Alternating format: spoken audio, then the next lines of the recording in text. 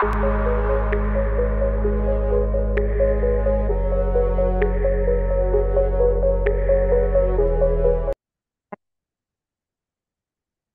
আসসালামু আলাইকুম গাইস। তো আজকে আমরা দেখবো আমাদের ক্যাসকেডিং স্ট্র্যাটেজি কিভাবে আমরা আইকন ইউজ করতে পারি।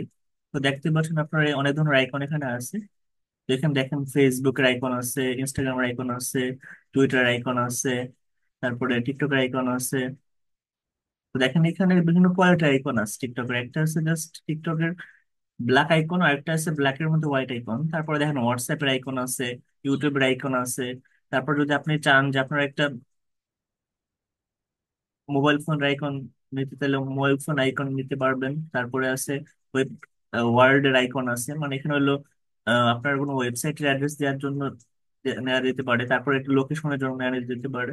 তো এরকম ভাবে দেখেন আমরা আমাদের যে রাইট সাইডে অনেক ধরনের আইকন আছে, যেগুলো হলো আপনার অনলি ব্ল্যাক অ্যান্ড হোয়াইট, তাই না? আর এখানে লেফট সাইড যেগুলো আছে সেগুলো হলো সব কালারফুল আইকন। তো এরকম কালারফুল আইকন আমরা আমাদের ওয়েবসাইট ইউজ করতে পারি। তো এই জন্য আমাদের অনলাইন থেকে কিছু লিঙ্ক নিতে হবে, অথবা এরকম আইকন গুলাকে ডাউনলোড করে সেই আইকন গুলোকে আমাদের যে মেইন ফাইলটা থাকবে সেই মেইন ফাইলটার মধ্যে দিয়ে দিতে হবে রিসোর্স আকারে। তাহলে এই আইকন গুলো আমাদের ওয়েবসাইটে দেখাবে। তো আমরা আমাদের কোডে কিভাবে আইকন গুলো অ্যাড করবো সেটা দেখাই চলেন।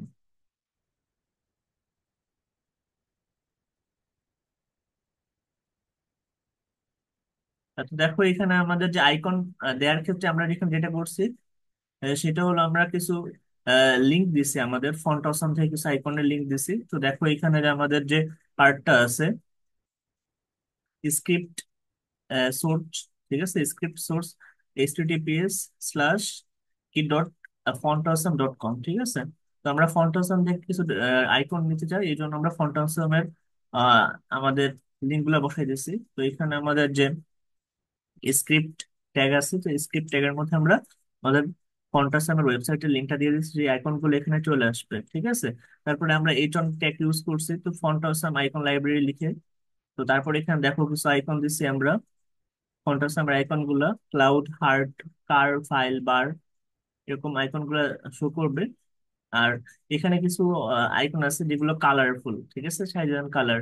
একটা 24 পিক্সেল দিচ্ছি আমরা, প্রথমটা ক্লাউডটা দিচ্ছি 24 পিক্সেল। তারপরে হার্টটা দিছি 36 পিক্সেল।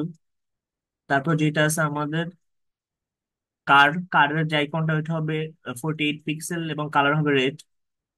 তারপর লাস্টেরটা হচ্ছে আমাদের বার, ঠিক আছে। বার্ডের যে আইকনটা হবে সেটা হবে লাইট ব্লু, ঠিক আছে। আমরা চাইলে চেঞ্জও করতে পারি, বাট এগুলো আমাদের কালারফুল দেখাবে, সুন্দর করে দেখাবে এই জন্য। তোমরা চাইলে ব্ল্যাক অ্যান্ড হোয়াইটও দিতে পারো, তো আমরা কালারফুল দিব কিছু, এই জন্য আমরা কালারফুল নিলাম। এবার আমরা সেভ করে দিই। তো সেভ করা হয়ে গেছে, এবার আমরা রান করি।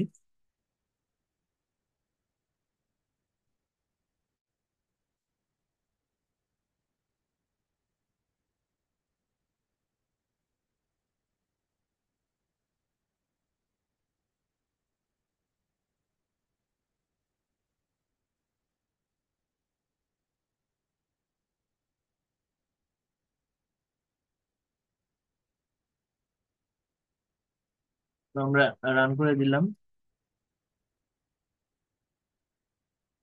তো শেয়ার করে দিই।